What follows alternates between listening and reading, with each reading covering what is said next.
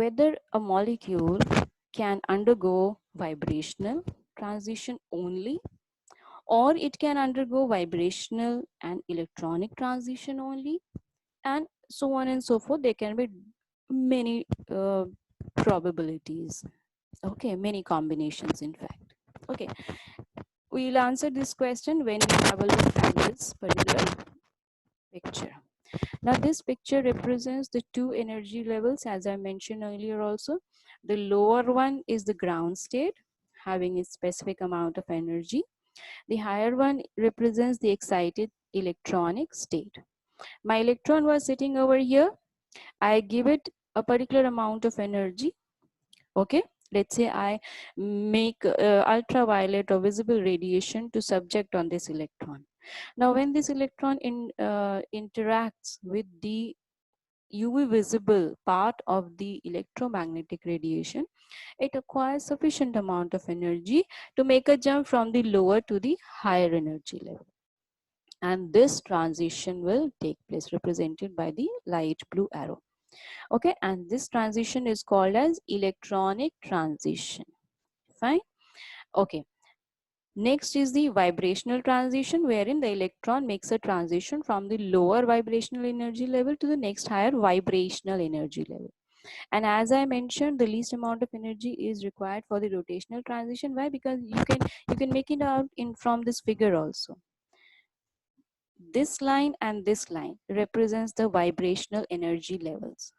Okay, they carry significant amount of energy gap. But when we look at these small tiny black bars, the energy difference between these two bars, let's see, is much less as between these two lines. Yes, and these small bars, they represent the rotational energy levels. So you can make it out from the figure also that the rotational transition requires much lesser amount of energy as compared to the vibrational transition, which is again lesser as compared to the electronic transition. Okay, so the energy gap between the rotational transition is lesser as compared to vibrational and electronic transition. In other words, the electronic transition requires the highest amount of energy to undergo the transition of electron from one energy level to another as compared to vibrational and rotational. Okay, now let's come back to the question that we had mentioned just a few minutes back. Okay, I asked whether a species can undergo only electronic transition or only vibrational, or let's say a combination of any of these two or three. Okay, the answer is, if the electromagnetic radiation subjected on the sample, subjected on the matter, carries an energy range from 35 to 71 kilocalories per mole, then definitely it can make an electronic transition in the species. Okay, now you remember that electronic transition requires the highest amount of energy in between as compared to these three. Okay, so when you are providing the species with this much amount of energy, definitely by default it will make this transition also, and it will be capable of making this transition also. Fine. In other words, when an electronic transition is capable of being there with an electron, then by default the electron will undergo vibrational transition as well as rotational transition. Means all the three transitions will be present there. But if the energy is less than 35 kilocalories per mole, let's say it is only 8 kilocalories per mole.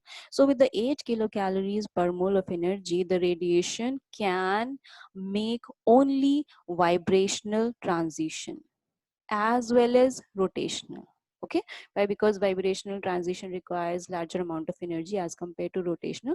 So definitely when there will be vibrational transition, by default it will be undergoing the rotational transition also. Okay, fine. And the third category is, if the energy is much lesser than 0.01 kilocalories per mole, then definitely only and only rotational transition can occur. Okay, fine. So this is the major concept behind all these spectroscopic techniques.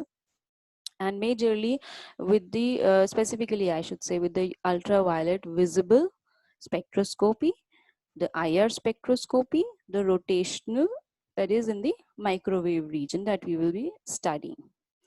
Now the different spectroscopic techniques can be designed, as I mentioned earlier also, that different applications can be made out of this one single electromagnetic radiation using different parts of the radiation. For example, let's try to understand what this table is predicting.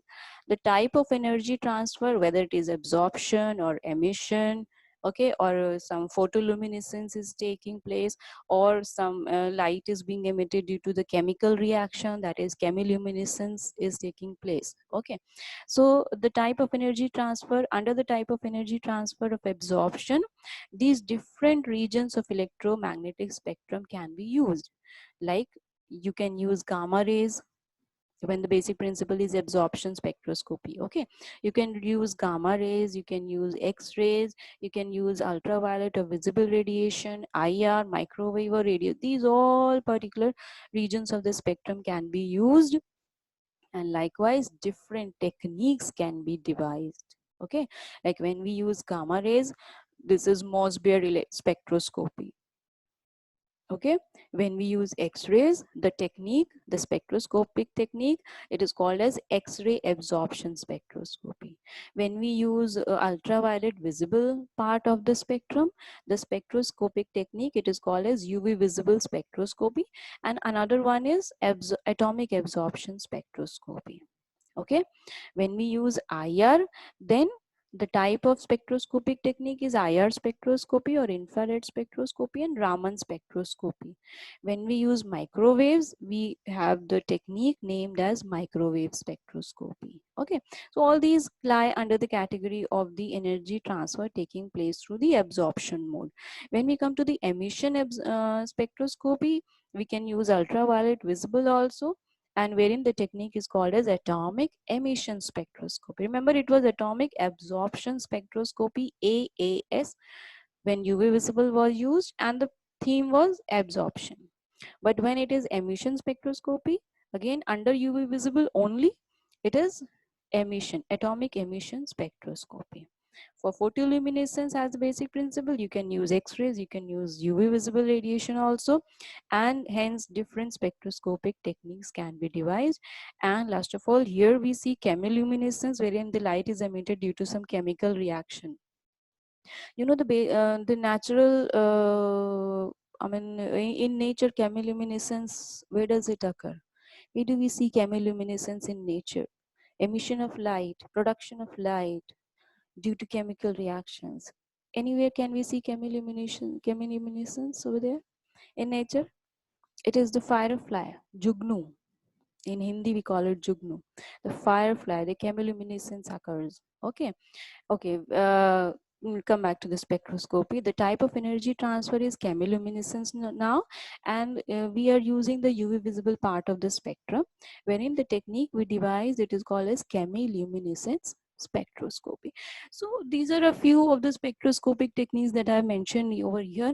There is a vast area yet to be discovered that you can act upon. Actually, you can work upon these different parts of the electromagnetic spectrum, and you can devise one any of the good instrument that we have not come so far.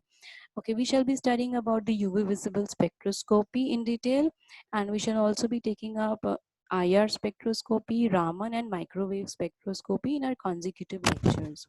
Okay, so these are the different types of spectroscopic techniques. Fine, thank you so much and have a great day ahead.